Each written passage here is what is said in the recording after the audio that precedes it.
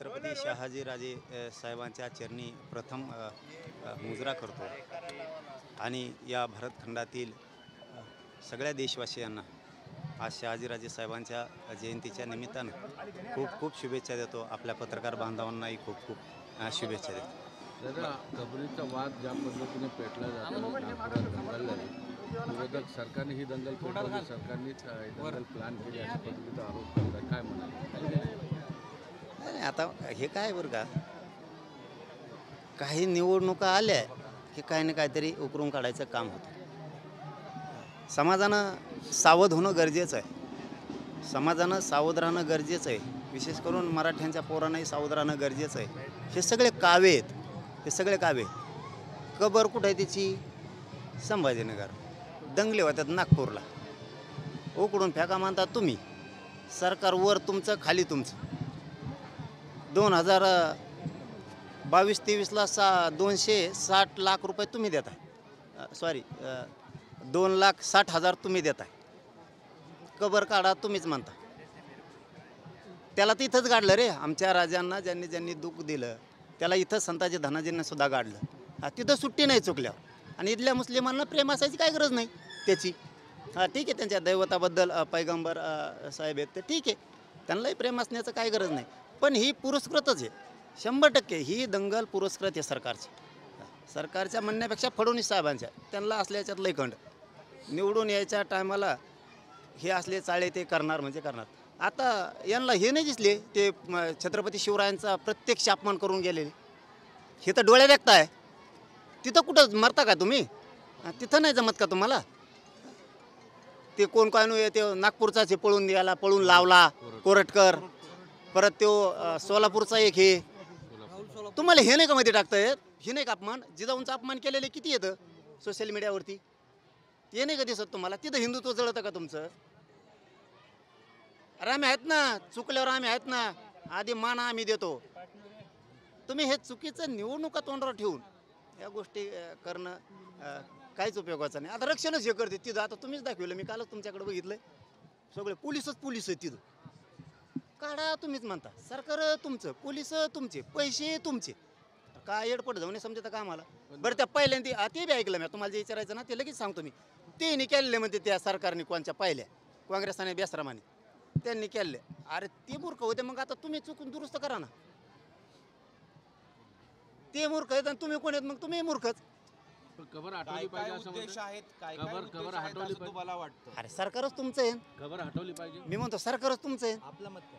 अरे महामताला काय किंमत आहे? हटवली पाहिजे असं वाटतं. अरे महामताला किंमतच काय? हटव म्हणणारे सरकारमध्ये आहेत. साधा प्रश्न आहे. मनात आणलं तर होऊ शकतं. गोर गरिबांना अडचणीत आणायचं बस. काही करायचं नाही यांना दुसरं. आणि निवडणुका मारून न्यायची. आता राज्यामध्ये अनेक प्रश्न आहेत. शेतकऱ्यांचा प्रश्न आहे, संतोष देशमुखांचा प्रश्न आहे, अनेक बलात्कारांचे प्रश्न आहेत. हे सगळे हटवण्यासाठी, लोकांचं लक्ष विचलित करण्यासाठी तर हा प्लॅन आहे. सरकार काय करीन ना दादा. मराठा आरक्षणाचा ज्वलंत प्रश्न लिखी दिले. गॅजेटियर लागू करतो, नाही लावले. हैदराबादच्या गॅजेटियरपासून सातारा संस्थान बॉम्बे गव्हर्नमेंटच्या गॅजेटियरपासून नाही लागू केलं. एकही केस आत्तापर्यंत 2.5 वर्षात मागं घेतली गेली नाही. घेतो म्हणलेलं खोट्या केसेस लाखो मराठा आंदोलकावर गेल्या. असं ज्याच्यासुद्धा होणार. म्हणून सावध राहा म्हणतो लोकांना. ज्या दिवशी ते चुकतील ना त्या दिवशी बघू ना. ज्या दिवशी चुकतील ना त्यावेळेस बघू ना. कारण त्यांना जर कुठं प्रेम आहे आणि नसावं. मुस्लिमांनाही आवाहन करतो, तुम्हालाही प्रेम त्याच्याबद्दल नसावं. तुमच्या देवाबद्दल कोण आहे त्याच्याबद्दल ठीक आहे, तुम्हाला असण्याचं काय कारण नाही. आणि त्याच्यात दंगली जर कोणी चुकला असेल ना टाका ना मध्ये. त्यात दुमत नाही. पण सरकारने पुरस्कृत दंगली घडून करून आणून राजकारण करू नये. अधिवेशनामध्ये जनतेच्या प्रश्नावर ना विरोधक आक्रमक होता ना सत्ताधारी, पण आता या दंगलीवरून मात्र विरोधक आणि सरकार दोघं मिळून भांडण करतात. हे सगळा देखावा आहे. हे एकाच माळेचं म्हणे आहेत. उद्या हे सगळे तुम्हाला एकत्र दिसणार आहेत.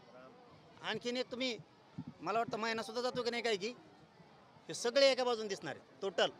मग जनतेचे डोळे उघडणार आहेत. सगळे पक्ष एका जागेवर आले. खोटं नाटक. सगळं खोटं नाटक. सपकाळ असं म्हणतात की फडणवीसांची जी ही आहे भूमिका जी आहे, कार्यपद्धती जी आहे ते औरंगजेबासारखी आहे. नाही ते राजकीय स्टेटमेंट त्यांचे वैयक्तिक दोघांचे एकमेकाच्या फायद्याचे. त्याच्यावर मी नाही बोलणार. पण मला जे जनतेबद्दल वाटतं तेच मी बोलणार की सरकार तुमचं आहे. तुम्हाला कबरच काढायची, तुम्ही काढू शकताय. वर तुमचं आहे, खाली तुमचं आहे. पैसे त्यावेळेस जर त्या काँग्रेस बेसरामाने चूक केली असली तर दुरुस्त करायला तुम्हाला चान्स आहे. ते मूर्ख होते तर तुम्ही नाही येत ना. मग आणि तुम्ही काढत नाही त्याचा अर्थ तुम्हीच मूर्ख आहेत. पण तुम्ही गोरगरिबांना झुंजवताय हे मात्र सत्य आहे. गोरगरिबांनी सावध व्हावं एवढं म्हणणं आहे माझं. आणि सावध राहिलं पाहिजे. यांना दंगलीकडून फक्त निवडणुका करायच्यात. शेतकऱ्याची कर्जमाफी करू शकत नाहीत. हे मराठ्यांच्या आरक्षणाचा प्रश्न सोडू शकत नाहीत. हे धनगराच्या आरक्षणाचा प्रश्न सोडू शकत नाहीत. हे महिलांवरील होणाऱ्या अत्याचाराचाही प्रश्न सोडू शकत नाहीत. यांना फक्त नाटकबाजी करायची. निवडणुका आता महानगरपालिका जिल्हा परिषदा डोळ्यासमोर ठेवू. शिंदेची शिवसेना आता प्रदर्शन करते विधानसभेत आणि सांगतायत की औरंगजेबची कबरी काढा, म्हणजे त्यावर अक्षरशः प्रदर्शन सुरू आहे आतमध्येच. मी आत्ताच सांगितलं ना तुम्हाला. वर ते येत खाली ते येत. काढायचे असेल ते एका मिनिटात काढू शकतात. पैसे देतात, पोलिस नेऊन बसले तर मारणाचे आणि मग हे काढायचे म्हणतात की याला. लोकाला तेवढी अक्कल आहे. मी समजा एखादी घटना बोलतोय तुमच्याशी करायचे म्हणतोय आणि लोक मीच पाठवतोय तिथं संरक्षण म्हणून. ही काय एवढे दुधखुळे लोकांनी कबर काढायचे सरकार म्हणतंय आणि पोलिस कोणाचे आहेत? सरकारचे. तेलंगणामध्ये 42% आरक्षण ओबीसींना लागू असल्याचं विधेयक जे आहे ते मंजूर झालेलं आहे. शिक्षण, नोकरी आणि स्थानिक स्वराज्य संस्थेमध्ये महाराष्ट्रात होणार नाही, कारण गरिबाचं कल्याण करायची सरकारची इच्छा नाही आणि विशेष करून फडणवीस साहेबांची नाही. त्यांना फक्त गोड बोलून निवडून यायचं, मराठ्यांच्या मतं घ्यायचे, मराठ्यांच्या मताच्या जीवावरती सत्ता भोगायची, कारण यावेळेस मराठ्यांशिवाय सत्ता आलेली नाही. बरं, ब्रह्मदेव आला तरी आमच्या सरकारला कोणी धक्का लावू शकत नाही असं अजित पवार विधानसभेत म्हणाले. काय हलवू शकत नाही. ब्रह्मदेव आले तरी पण सत्ता सरकारला कोणी धक्का लावू शकत नाही. लय गर्व होऊ नये, इतका गर्व होऊ नये, इतका गर्व बरा नाही. चालेल. आता एक प्रश्न आहे की विधानसभेमध्ये गोंधळ सुरू आहे, हल्लाबोल सुरू आहे, इकडं नागपूरमध्ये दंगल झालेली आहे. त्याचं लोन आता ह्या सगळ्या याच्यावर महाराष्ट्रात पसरण्याची शक्यता नाही. गोंधळ करणाऱ्यासह करायला लावणाऱ्यांना सुद्धा आव्हान आहे की लोकांना रोजीरोटीला लावायचं बघा.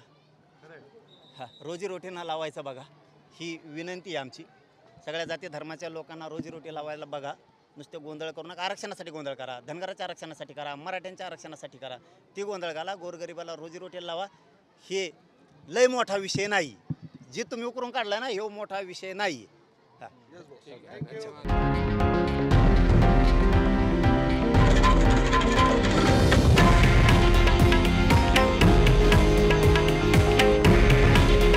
हे आहे देशातील नंबर 1 न्यूज नेटवर्क आणि आपण पाहत आहात TV9 मराठी.